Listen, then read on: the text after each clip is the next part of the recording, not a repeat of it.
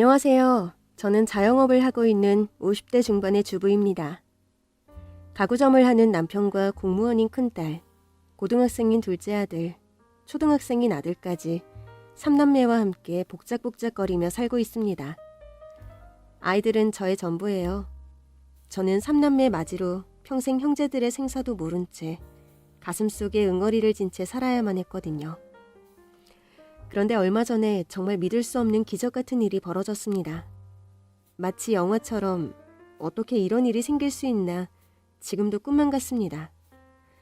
제 삶은 온통 외로움과 고통뿐이었거든요. 제 고향은 충청도의 외진 산골마을입니다. 저희 아버지는 집안 대대로 소작농인 가난한 집안의 8남매 장남으로 태어나 어릴 때부터 농사며 굳은 일을 도맡아 하면서 생계를 책임져야 했습니다. 그리고 20살이 되던 해 이웃마을에서 농사를 크게 짓는 부잣집의 셋째 딸이었던 저희 엄마와 중매에 결혼하게 됐습니다. 아버지가 외할아버지 집 농사일을 도와줄 일이 있었는데 외할아버지가 아버지의 성실함을 좋게 봐서 평생 우리 딸 굶겨 죽일 일은 없다 싶어서 혼인을 서둘렀다고 합니다. 저희 어머니는 아버지와 20살 동갑이지만 왜소한 체격에 얼굴은 하얘서 언뜻 보면 고등학생 같았대요. 결혼하면서 외할아버지가 먹고 살라고 작은 땅을 넘겨주셨대요. 아버지는 워낙 부지런해서 새벽부터 밤늦게까지 하루 종일 논에서 거의 살았어요. 그렇게 수확한 쌀이며 곡식을 팔아 재산을 늘렸고 밥과 논을 더 사들였습니다. 그렇게 5년 동안 재산도 제법 늘어서 먹고 살 걱정은 안 해도 되었어요.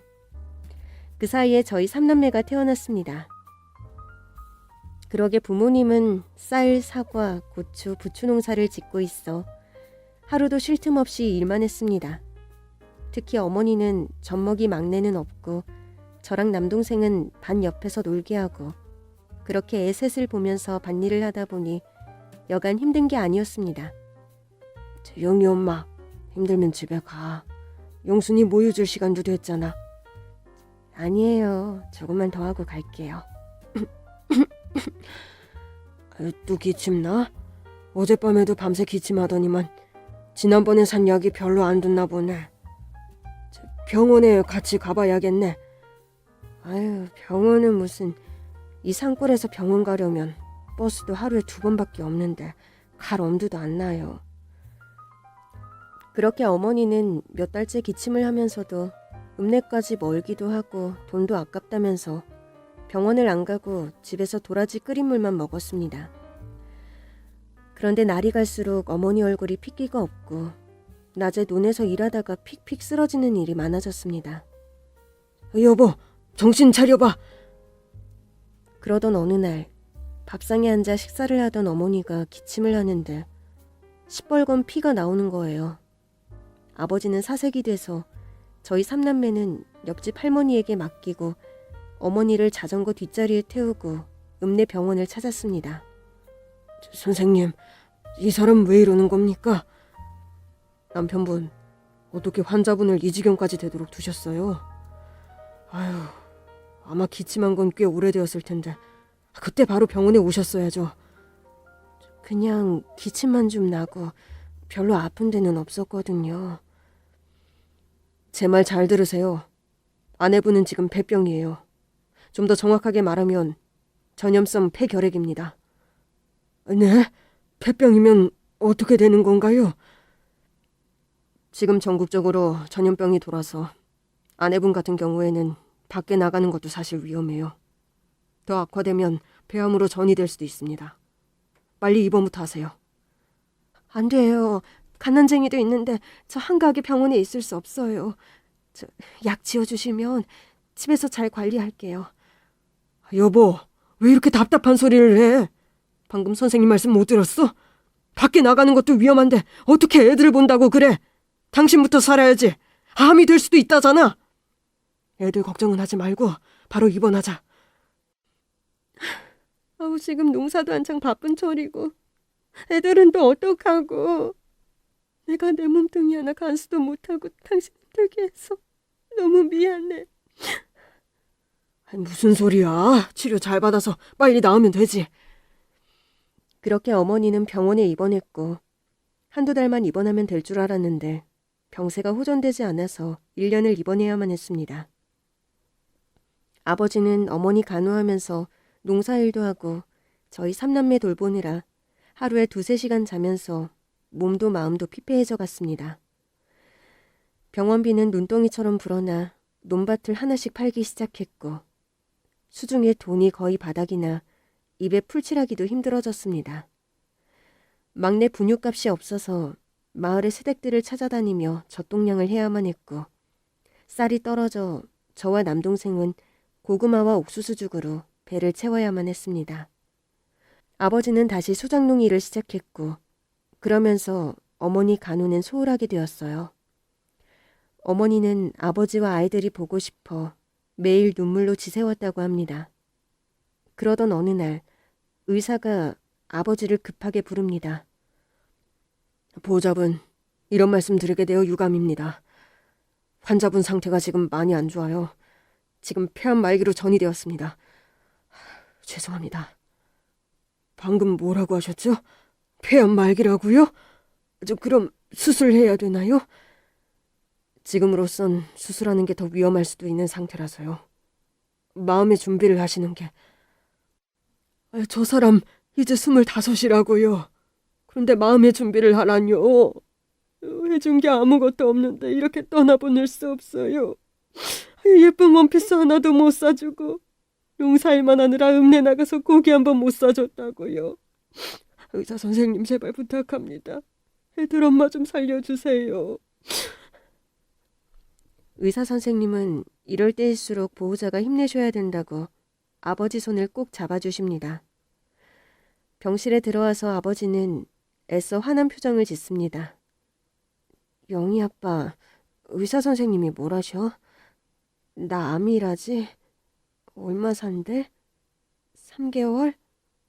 1년? 뭔 소리야, 재수없게. 당신 내가 살릴 거야. 잘 먹고 잘 자고 하면 10년, 50년도 더 살 수 있다고. 알았어. 나 오래 살게 걱정 마. 우리 애들 결혼하고 손주 낳는 거 다 봐야지. 어머니는 자신이 살 날이 얼마 남지 않은 걸 알기라도 한 듯이 여보, 나 집에 가고 싶어. 애들하고 당신 따뜻하게 밥 차려서 먹이고 싶어. 어머니의 간곡한 부탁으로 아버지는 어머니를 퇴원시키고 집에 돌아왔습니다. 어머니는 몸도 못 가누면서 부엌에서 찌개도 끓이고 김장김치도 꺼내서 밥상을 차렸어요. 저와 둘째는 개걸스럽게 먹어댔고 아버지는 한 수저 뜨더니 고개를 떨군 채 눈물만 흘리셨습니다. 영희 아빠, 이거 당신 좋아하는 청국장인데 먹어봐. 그리고 나 혹시 까먹을까봐 얘기하는데 나 가고 나면 화장해서 우리 집 논에 있는 버드나무 밑에 나 뿌려줘. 그 나무에서 당신하고 쉬던 기억. 영이랑 영철이가 저 나무에 기대 우리 일하는 동안에 자던 기억. 좋은 기억만 있어서 난 저 버드나무가 참 좋아. 저 그늘로 우리 가족을 지켜주는 것 같아. 밥 먹는데 쓸데없는 소리 한다. 아버지는 눈물을 삼키며 꾸역꾸역 밥을 입에 넣으십니다. 추운 겨울이 지나고 따뜻한 봄이 왔을 때 어머니는 버드나무에 묻히셨습니다. 어머니가 돌아가시고 아버지는 슬퍼할 새도 없이 생때 같은 저희 삼남매를 돌보느라 점점 몸이 쇠약해졌습니다. 고열과 오한으로 누워있을 때가 많아졌어요. 그럴 때마다 옆집 할머니가 오셔서 저희 삼남매를 챙겨주곤 하셨어요. 영희 아빠, 이렇게 있다간 큰 사달이 나지 싶다. 내가 우리 아들 시켜서 의사 왕진 부탁했으니까 좀 이따 올 거래. 1시간쯤 후 나이가 지긋하신 의사가 도착했고 아버지를 진단하는데요. 애기 아빠 지금 몇 살이지? 올해 30입니다. 한창 좋을 때인데 지금 몸이 많이 안 좋아. 급성 백혈병이야. 네? 제가 왜 그런 병에 걸려요? 뭐 잘못하셨겠죠. 저 얼마나 건강한데. 에휴, 이건 병원에서 해줄 수 있는 게 없어. 미안하네. 남은 날이 3개월일세. 제가 살 수 있는 날이 3개월뿐이라는 거죠? 네, 알았습니다. 아버지는 덤덤하게 운명을 받아들이셨어요. 아이고 세상에. 아이고, 아직 새파랗게 젊은데 하늘도 무심하시지. 애들 엄마 데려간 지 얼마나 됐다고. 이제 애들 아빠까지 데려가나. 아유, 저 어린 것들이 무슨 죄가 있다고. 불쌍해서 웃자고.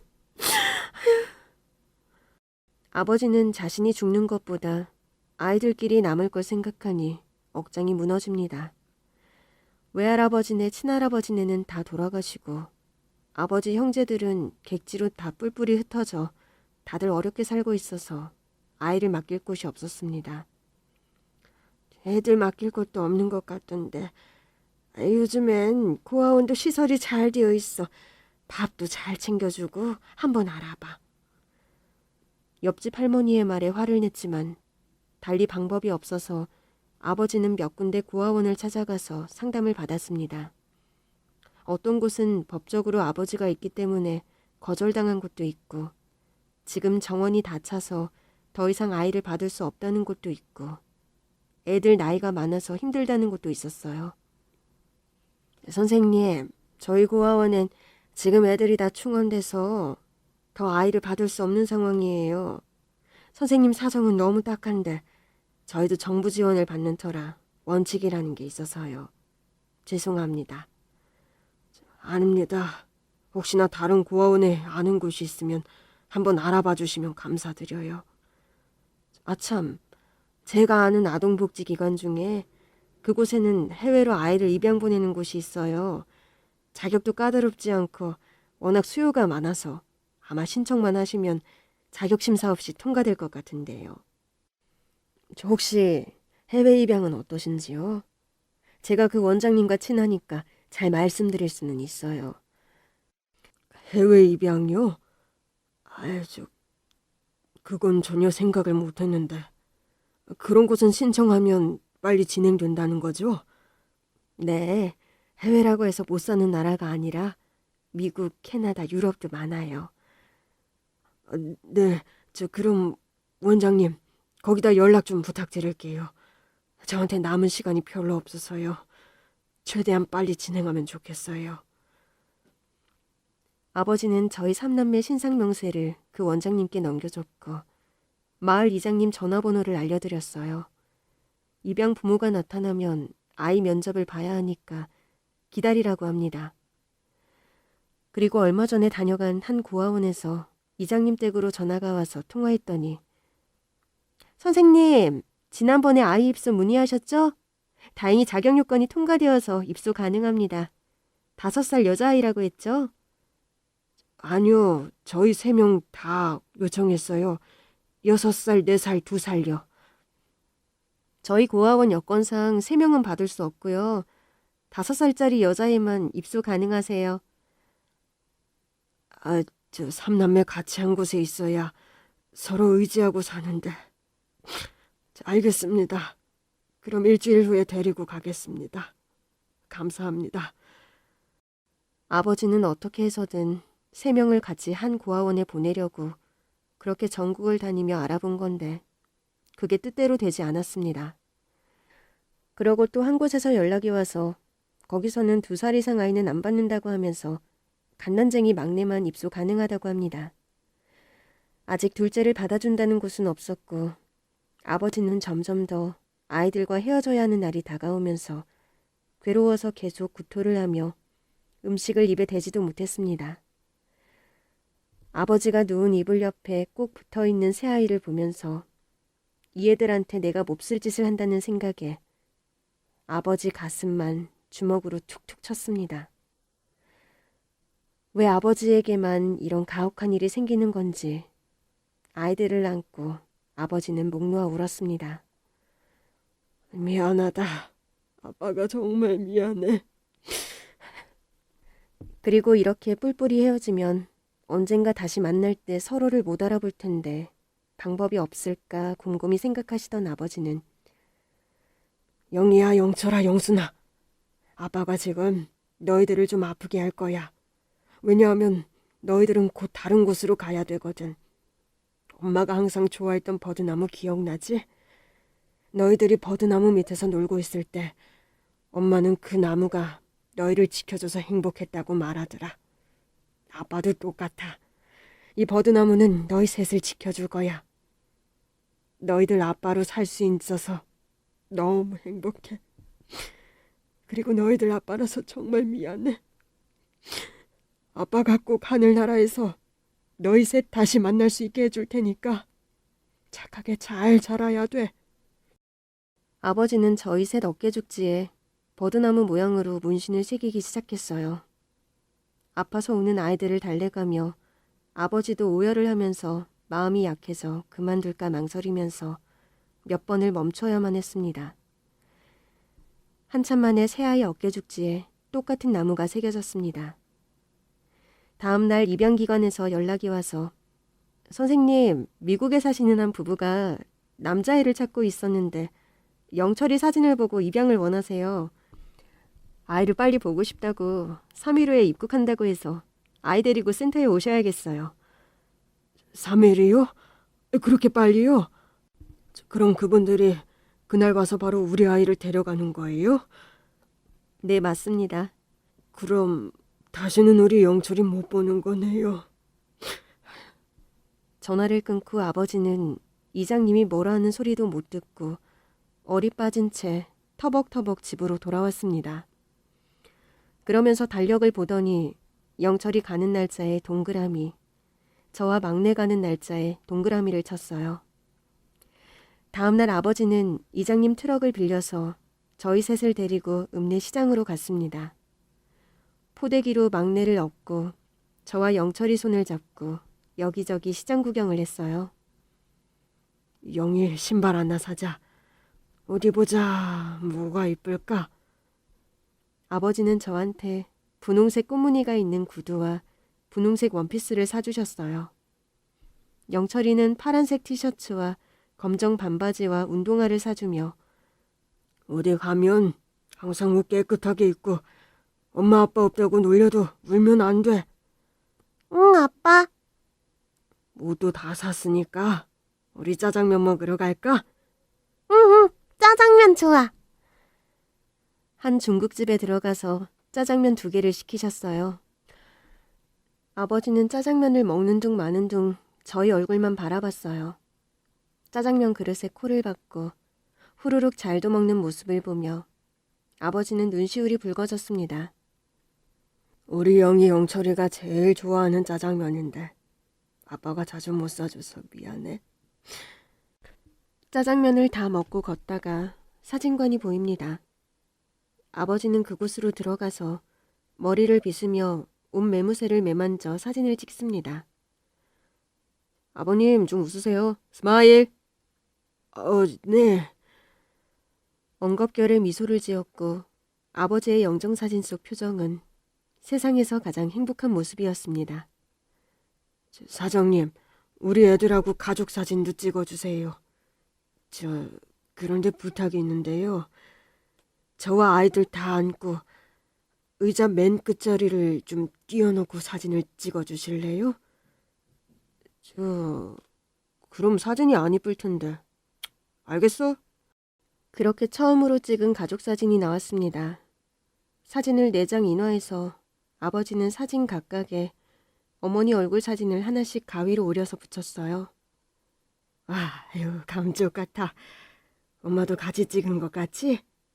영희, 영철, 영순이 엄마 아빠 얼굴 잊어버리지 말고 이 사진 잘 간직해. 너희는 절대 고아가 아니니까. 고아원 가서 울고 그러면 안 돼. 시간은 금세 지나 둘째 영철이와 아버지는 고속버스를 타고 서울로 갔습니다. 영철이는 아무것도 모르고 처음 타본 버스가 신기했던지 창문에 얼굴을 대고 희죽희죽 웃기만 합니다. 아버지는 터져나오는 울음을 꾹 참으며 영철이 머리를 쓰다듬었어요. 입양센터에 들어가니 통화했던 수장님이 인사를 합니다. 저 아버님, 죄송한 말씀이지만 입양하실 부모가 저쪽 방에 먼저 와서 기다리고 계세요. 그래서 영철이만 저희가 데리고 가야 될 것 같아서요. 네, 그럼요. 저분들도 저 보면 당연히 마음이 안 좋죠. 절대 눈에 안 띌게요, 소장님. 대신 이 말 한마디는 영철이 양부모님들께 꼭 전해주세요. 나중에 영철이가 크면 누나 동생을 꼭 찾으라고요. 그게 아버지 유언이었다고 말씀 전해주세요. 그리고 이거 유일한 저희 가족 사진인데 영철이가 크면 주라고 그것도 전해주세요. 네, 아버님, 너무 염려 마세요. 양부모님들 아주 좋으신 분들이시니 영철이 친아들처럼 잘 키워주실 거예요. 그렇게 아버지는 영철이 손을 소장님 손으로 건네주시고 돌아서서 복도로 빨리 빠져나왔어요. 순간 영철이도 뭔가를 눈치챘는지 가는 아빠 뒷모습을 보며 엉엉 울면서 바닥에 거의 눕다시피 하며 아빠 쪽으로 가려고 발버둥 쳤어요. 영철이 우는 소리를 등 뒤로 들으며 아버지는 주먹으로 입을 틀어막고 울음을 참았습니다. 영철이 얼굴 보면 마음이 약해져서 데리고 나올 것 같아서 절대 뒤돌아보면 안 된다며 이를 악물었습니다. 점점 거리가 멀어지면서 영철이 우는 소리도 거의 안 들리자 아버지의 가슴이 뭔가 뻥 뚫린 듯 공허해서 그 자리에 털썩 주저앉았습니다. 그렇게 일주일 후 아버지는 저와 막내를 데리고 고아원에 갔습니다. 원장님이 나오시며 아유, 얘가 영순이구나. 착하게 생겼네. 원장님, 영순이 잘 부탁드립니다. 그리고 영순이 크면 형제들 꼭 찾으라고 이 말 꼭 전해주세요. 아버지 유언이라고요. 그리고 이거 가족 사진인데 영순이 크면 전해주세요. 네, 영순이 저희가 잘 키우겠습니다. 아버지가 왜 영순이를 여기에 맡기게 되었는지 그것도 잘 설명하겠습니다. 아버지는 정말 훌륭하신 분이시고 영순이를 너무 사랑하셨다고. 급성 백혈병으로 얼마 못 사시게 되어서 어쩔 수 없이 헤어진 거라고. 영순이는 혼자가 아니고 언니 오빠도 있으니 꼭 만나야 된다고 그렇게 꼭 말하겠습니다. 원장님은 아버지 손을 꼭 붙잡아 주셨습니다. 전 그때 너무 어려서 영순이와 헤어지던 날 원장 선생님이 준 막대사탕에 정신이 팔려서 영순이의 마지막 얼굴을 못 봤습니다. 그게 지금까지도 너무 괴롭고 후회가 됩니다. 아버지는 제 손을 잡고 고속버스를 타고 4시간여 만에 고아원에 도착했습니다. 고아원에 들어가니 제 또래 아이들이 마당을 뛰어놀며 놀고 있었고 사무실에 들어가니 아이들이 쪼르르 창문 쪽으로 와서 쳐다봅니다. 네가 영이구나? 아유, 똘똘하게도 생겼다. 그렇죠. 영희가 동생들도 먹을 거 챙겨주고 참 착해요. 짜장면을 제일 좋아하니까 가끔씩이라도 좀 먹게 해주시면 감사하겠습니다. 그리고 영희는 분홍색을 좋아하고 강아지한테 물릴 뻔한 적이 있어서 강아지만 보면 경기하니까 조심해 주시면 되고요. 또 뭐 있지? 아유, 왜 갑자기 생각이 안 나지? 아유. 아버님, 너무 영희를 잊어버리려고 애쓰지 마세요. 보고 싶으면 그리워하고 울고 그렇게 하셔도 됩니다. 사람은 잊혀지면 안 되는 거예요. 그래야 영희도 아빠나 동생들 잊지 않고 그 좋은 기억으로 사는 거죠. 원장님 말씀이 맞습니다. 영희도 자기한테 얼마나 좋은 가족들이 있었는지 기억할 거예요. 그 기억 꼭 간직해서 어른이 되면 꼭 동생들 찾으라고 아빠가 말했다고 전해주세요. 그게 아빠의 마지막 유언이었다고요. 그리고 이건 얼마 전에 찍은 가족 사진이에요. 이것도 전해주세요. 아버지가 자리에서 일어나서 가려고 하니까 저도 얼른 아빠 손을 잡았어요. 아빠는 천천히 제 손을 뺐어요. 영희야, 이제 여기가 영희 집이야. 아빠는 저기 멀리 돈 벌러 가야 돼. 어디? 바로 저기. 아버지는 하늘을 보며 손으로 가리켰어요. 저는 그때 그게 뭘 의미하는지 몰랐습니다. 하늘? 영희 아빠 보고 싶으면 하늘 보면 돼. 그러면 아빠가 영희 쳐다보면서 웃을 거야. 아버지는 왈칵 쏟는 눈물을 옷소매로 훔치며 환하게 웃었습니다. 아버지는 저에게 환히 웃는 얼굴을 마지막 기억으로 간직하게 해주고 싶었던 겁니다. 아무 말 없이 저를 꼭 안아주셨던 아버지의 야윈 등, 제 어깨에 얼굴을 묻고 흐느끼던 모습, 손은 들며 다시 만나자는 말이 전 어린 나이였지만 제 눈에 생생하게 기억을 합니다. 아빠가 멀어지는데 왜 이렇게 불안한지 전 눈물을 글썽였어요. 아빠! 전 원장님의 손을 뿌리치고 아빠한테 달려갔어요. 그러다 새 신발이 벗겨져서 넘어지고 말았습니다. 전 엉엉 울며 아빠를 꽉 안고 안 떨어지려고 발버둥을 쳤습니다. 안 돼, 영희야. 아빠 가야 돼. 이러면 아빠가 갈 수가 없어. 꺼이꺼이 숨 넘어갈 듯 우는 절. 원장님이 겨우 아빠한테서 떼어놓고서야 아빠는 뒤돌아서 마당을 나갔습니다. 점점 멀어지는 아빠 모습이 희미해지더니 점이 되었습니다. 보육원에 들어온 지 한 달 후 아버지는 세상을 떠났습니다. 전 아버지가 보고 싶을 때마다 하늘을 봤어요. 학교에서 상 받은 날 상장을 하늘 위로 올려서 보여주며 아빠한테 자랑했어요. 아빠, 보고 있어? 나 독서상 1등 받았어. 아빠도 기쁘지? 어느새 전 사춘기에 접어들었습니다. 고아라고 친구들의 따돌림을 받으면서 방황을 했고 담배와 술에 손을 대었습니다. 학교는 무단결근하고 안 좋은 친구들과 어울렸어요. 그때 원장님이 야단을 치시면서 아버지가 당부하신 그 말씀을 해주셨어요. 커서 꼭 동생들 찾으라는 얘기를 유언으로 남기셨다는 말을 듣고 전 이렇게 살면 안 되겠다고 정신을 차리고 학교 생활에 전념했습니다. 19살이 되면서 전 마음이 많이 조급해졌어요. 보육원은 20살이면 나와야 되거든요. 사회에 나가서 나 혼자 뭘 할 수 있을까? 자격증이라도 따야 되나? 집은 어떻게 구해야 될지 막막했습니다. 그렇게 20살이 되던 해 전 보육원에서 준 사회정착자금을 받고 저 혼자 살만한 월세방을 알아봤어요. 다행히 한 상가 건물 옥상에 있는 3평짜리 옥탑방을 저렴하게 구했어요. 보증금 200에 월 10만 원.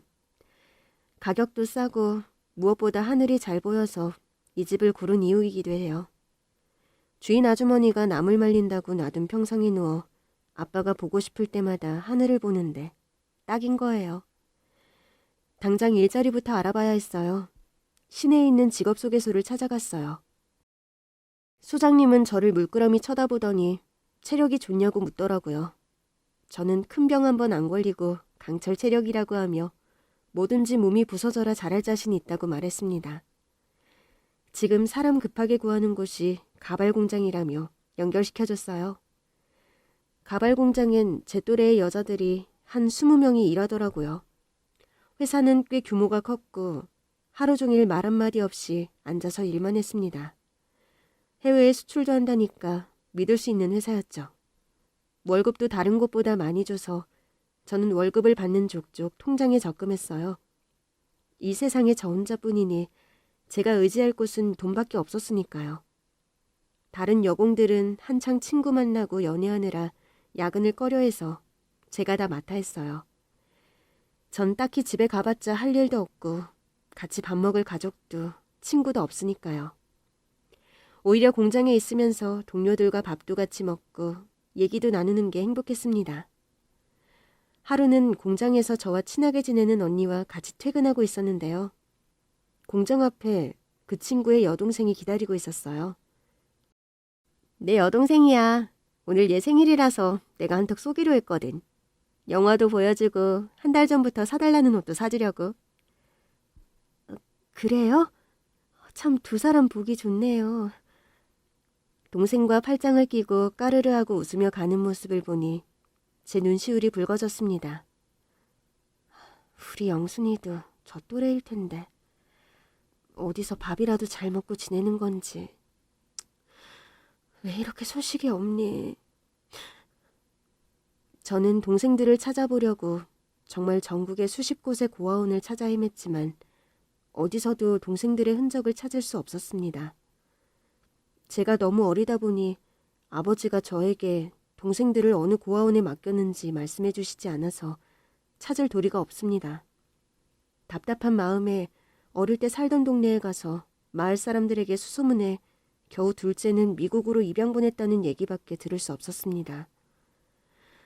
그렇게 늘 가슴속에는 아버지가 유언으로 남긴 그 말을 새기며 하루하루 열심히 살았습니다. 잘 되던 가발 공장이 거래처에서 수금이 밀리면서 결국 문을 닫으면서 전 직장을 찾아야만 했습니다. 식당에서도 일하고 남의 집 식모살이도 하면서 동시에 껌파리, 신문 배달까지 밤낮으로 일을 했습니다. 잠을 못 자서 길거리 가다가 쓰러진 적도 몇 번이고 배가 고파서 수돗물로 배를 채우는 일도 많았지만 동생들을 찾기 위해 악착같이 돈을 벌어야겠다고 생각했습니다. 그러던 어느 날 제가 식모로 일하는 집 아주머니가 제가 워낙 성실하고 손이 야무져서 일하는 게 마음에 든다고 과자도 주고 반찬도 주시며 참 잘해주셨어요. 그러면서 하시는 말씀이 영희야, 너가 우리 집에 온 지도 벌써 2년이 다 돼가네. 내가 더 많이 챙겨줘야 되는데 우리 남편 회사도 요즘 어려워서 돈도 더 못 올려줘서 미안하게 생각해. 어휴, 아니에요 사모님. 사모님 안 입는 좋은 옷도 주시고 명절 때마다 보너스도 챙겨주시고 집에 선물 받은 고기도 저한테 주셨잖아요. 제가 이런 대접 받을 수 있는 건 다 사모님 덕분이에요. 너무 감사하죠. 아휴, 그런데 너 앞길이 창창한 아이인데 이런 젊은 나이에 식모살이 하는 널 보면 내 동생 같아서 내 마음이 아프더라고. 그래서 말인데 우리 고모가 목욕탕에서 새신사로 꽤 오랫동안 일하고 있는데 그게 수입도 괜찮고 잘만 하면 단골 손님도 확보해서 안정적인 직업이래. 우리 고모 딱 너 나이 때부터 새신사 일해서 30년 동안 하면서 집 사고 자가용도 사고 건물도 하나 샀잖아. 우리 고모 밑에서 새신사 일 배워보는 건 어때? 그래요? 전 처음 들어보는 건데 한번 해보고 싶네요. 돈도 많이 번다니까요. 그렇게 사모님은 저를 고모분에게 소개시켜줬고 처음엔 식모일 끝나고 저녁에만 가서 하다가 제가 소질 있는 걸 보시더니 저를 정식으로 채용하셨어요. 자연스레 식모일은 그만두고 전 목욕탕 새신사로 몇 년을 일했습니다. 부잣집 단골 사모님도 늘어나고 팁 주실 때도 있고 꽤 돈을 많이 모았어요. 그렇게 20년 동안 일하면서 모은 돈으로 저는 이 목욕탕을 인수했습니다. 작은 단독주택집도 구입하고 경제적으로 부족함 없는 소위 성공을 한 겁니다. 그리고 우리 목욕탕 근처에서 가구 가게를 하는 사장님과 밥도 같이 먹고 친해지게 되면서 속사정을 알게 되었어요. 아내와 사별하고 혼자서 3남매를 키우고 있다고 하더라고요. 저는 평생 결혼 안 하고 혼자 살려고 했는데 듬직한 이 남자의 모습이 아버지를 닮아서 마음이 가고 무엇보다 그 새 아이들이 불쌍해서 눈에 아른거려서 자주 집에 찾아가 음식도 하고 놀이공원도 같이 가면서 마음을 서로 열게 돼 그 남자와 결혼을 하게 됐습니다. 다행히 아이들은 다 착해서 절 엄마라고 부르면서 잘 따라줬어요. 그러면서 전 고아원에서 어렵게 살아왔던 기억 때문에 일주일에 한 번씩 노숙자와 독거노인을 위해 목욕탕을 개방해 세신을 해주는 봉사를 하기 시작했습니다. 아예 제가 봉사단을 만들어 전 회장직을 맡고 있어요. 봉사단은 12명으로 저희 목욕탕에 있는 세신사 3명과 다른 목욕탕 세신사까지 기꺼이 봉사에 참여해 주셔서 정말 감사했죠. 주말이면 줄 서서 들어올 정도로 많은 분들이 다녀갔어요. 다들 제대로 씻을 곳도 없고 몸이 불편해 스스로 세신할 기력도 없는 분들이라 저희 봉사단들에게 너무 감사하다며 좋아하셨습니다. 저는 이렇게 봉삿날이 되면 목욕탕 옆에 마련된 주방에서 이분들과 새신사분들께 점심과 저녁 두 끼 식사 대접을 위해 새벽부터 나와서 요리를 합니다. 큰 솥 가득 50인분 밥을 하고 국이며 나물까지 저 혼자서 요리 준비하다 보면 하루가 다 갑니다. 그래서 직접 세신을 해드리진 못하거든요. 그러던 어느 날 손이 빨라 봉사단 중에서도 실력이 월등한 새신사가 난처해하면서 말을 꺼냅니다. 사장님, 드릴 말씀이 있어요. 이거 어쩌죠? 시댁에 좀 급한 일이 생겨서 시골에 내려가 봐야 될 것 같아서요. 오늘 하필 봉사단 분들도 많이 빠져서 손도 없는데 죄송해요. 아유, 무슨 그런 말을 해. 우리 동생 봉사한 지 5년 동안 한 번도 봉사 안 빠지고 손이 어찌나 빠른지. 보통 한 분 세신할 동안 혼자서 3분 하잖아. 얼마나 든든한지 몰라. 얼른 가봐. 여기는 걱정하지 말고. 내가 한동안 세신 일을 안 했는데 오늘 실력 발휘 좀 해보지 뭐. 네, 사장님. 저 여기서 5년간 일하면서 월급도 많이 올려주시고 동생처럼 잘 돌봐주셔서 감사해서 사장님 봉사하신다 했을 때 제일 먼저 자원한 거거든요. 늘 감사하게 생각하고 있어요. 그럼 사장님, 오늘 고생하실 텐데 몸 조심하시고 너무 무리하지 마세요. 얼른 가. 전 탕으로 들어가서 오랜만에 세신을 했어요. 그런데 다리를 저는 한 여자 노숙자가 눈에 들어왔는데 부끄러운지 얼굴을 푹 숙이고 있더라고요. 자세히 얼굴을 보니 처음 보는 노숙인이었어요. 오늘 여기 처음 오셨죠? 저 실력 좋으니까 걱정하지 마시고요. 오늘 시원하게 때밀어 드릴 테니까 편하게 앉으세요. 그렇게 여자 노숙인이 의자에 앉아 팔을 들어 때를 밀다가 순간 제 눈에 들어오는 게 있었어요. 그 여자의 어깨 죽지에 있는 나무 모양의 문신. 전 손이 덜덜 떨리면서 조심스레 물어봤어요. 저 혹시 이 문신 언제 하신 거예요? 아, 이거요? 제가 갓난쟁이 때 아버지가 직접 새겨주셨다고 들었어요. 저한테 언니와 오빠가 있는데 사정상 헤어지게 되었는데 나중에 만나면 서로 알아보라고 그렇게 하셨대요. 전 눈물을 왈칵 쏟았습니다. 그럼 혹시 구화원에서 자랐나요? 네. 그런데 그걸 어떻게 하셨어요? 전 입고 있던 티셔츠를 벗어서 제 몸에 있는 똑같은 문신을 보여줬어요. 아니, 저와 똑같은 문신을... 그럼 혹시... 맞아, 내가 언니야. 영순아, 우리 동생. 저희는 서로를 끌어안고 한참을 펑펑 울었습니다. 이 순간 어떤 말도 필요 없었어요. 조용히 동생 머리를 감싸며 등을 토닥토닥 거려줬습니다. 그동안 얼마나 힘들게 살았을지 말을 안 해도 그대로 느껴졌습니다. 조금 진정이 된 후 저희 자매는 그동안 살아온 이야기를 나눴어요. 아버지랑 너 구화원에 맡긴 것까지는 어렴풋이 기억나. 혼자서 얼마나 힘들었을까. 그 후에 어떻게 지냈니? 고아원에서 자라다가 8살에 한 집에서 입양되었었어. 그렇게 부자는 아니었지만 처음 봤을 때 되게 좋으신 분들이었거든. 그 집은 시골이었는데 사실 나 말고 아이도 2이나 있었어. 초등학생, 중학생인 오빠들이었어. 그런데 처음 일주일 동안은 맛있는 것도 사주고 많이 이뻐해 주셨는데 그 후부터는 부모님이 갑자기 돌변해서 아침부터 밤늦도록 빨래, 설거지, 농사일까지 하루 종일 일을 시켰어. 일을 잘 못하면 밥도 굶겼어. 그러고 보니 2 오빠들도 학교 갔다 오면 밤까지 축사일과 농사를 하며 거의 노예처럼 부리더라고. 나를 입양한 건 집안일을 시키려는 거였어. 조그만 일을 잘 못하고 실수하고 채찍으로 때리고 정말 하루하루 지옥 같았어. 그렇게 19살까지 그 집에 있었는데 학교도 안 보내주고 친구도 없이 집에 갇혀서 일만 죽어라 했어. 힘들 때마다 내 어깨에 있는 문신을 보면서 언니 오빠 생각하면서 울었어. 고아원 원장님이 다 얘기해 주셨거든. 크면 꼭 형제들을 찾으라고.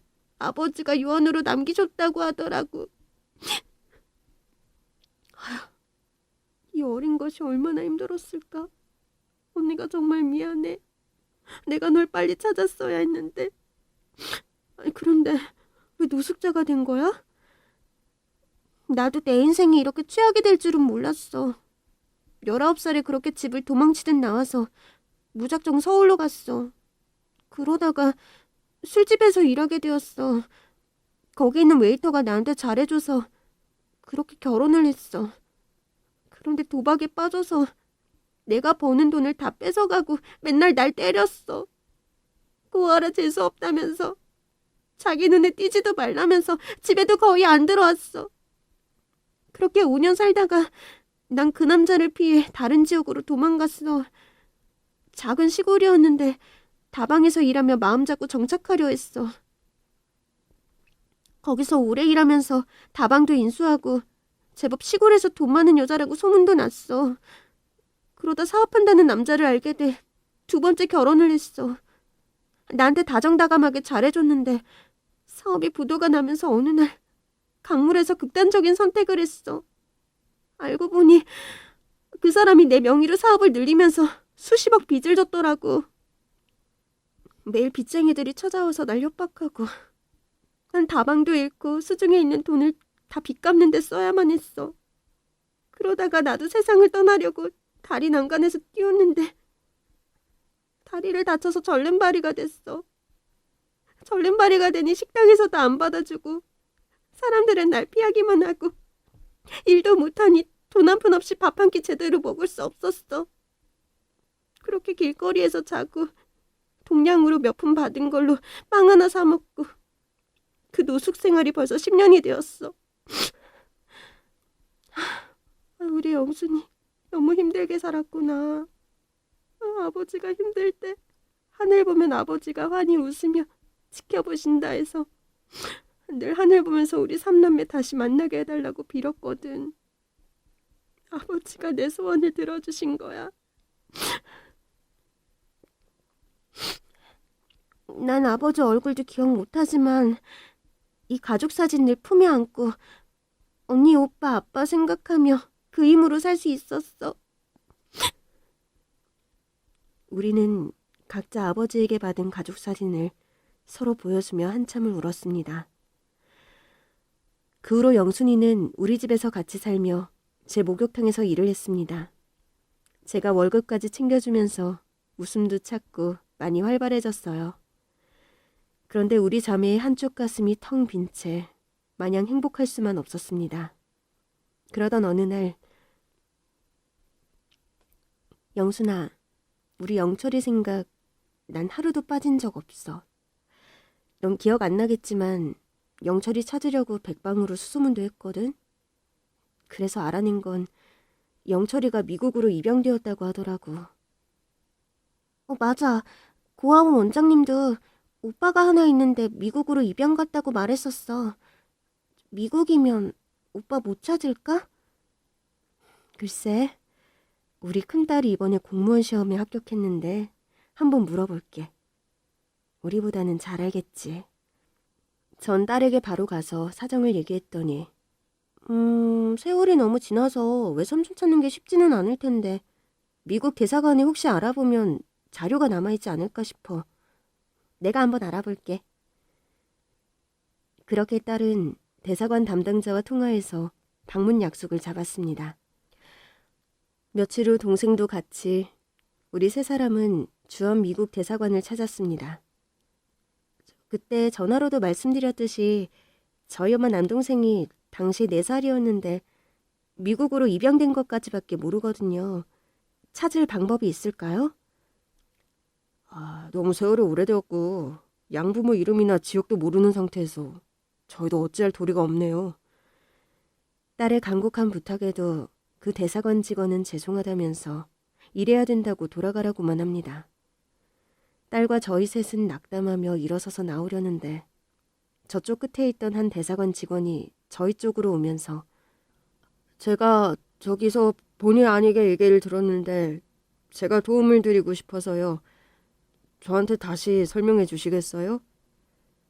이 사람은 어눌하게 한국말을 하면서 한국에서 태어나 미국에서 산 교포라고 자신을 소개합니다. 그렇게 자초지종 설명을 다시 들으면서 고개를 갸웃거리더라고요.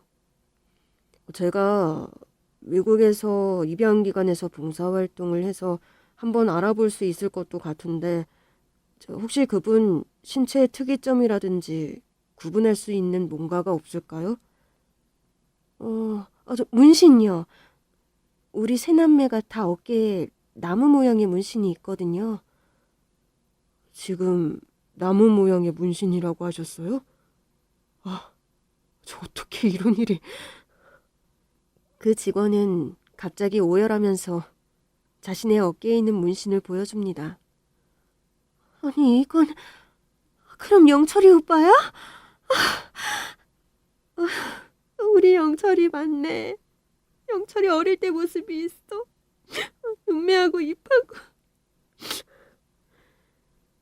우리 세 사람은 서로 얼굴을 매만지며 이게 꿈인지 생시인지 얼떨떨해하면서 서로의 어깨에 있는 문신을 확인했습니다. 어떻게 이렇게 우연히 만날 수가 있을까? 믿어지지가 않아. 돌아가신 아버지가 우리들을 이끌어 이 자리에 모이게 한 것 같아. 미국에 있던 남동생이 어떻게 한국에 있는지 궁금해서 물었어요. 사정은 이랬습니다. 양부모님이 입양 당시 소장님을 통해 아이 친아버지의 마지막 부탁 얘기를 전해 듣고 남동생이 한국어를 잊지 않게 한국어 선생님께 과외를 시켜서 한국어가 꽤 능통했습니다. 그리고 어릴 때부터 양부모는 남동생에게 크면 꼭 한국에서 형제들을 찾으라면서 물심양면으로 지원해 주셨다고 합니다. 그렇게 미국에서 대학교를 졸업 후 한국으로 돌아와 공무원이 되었어요.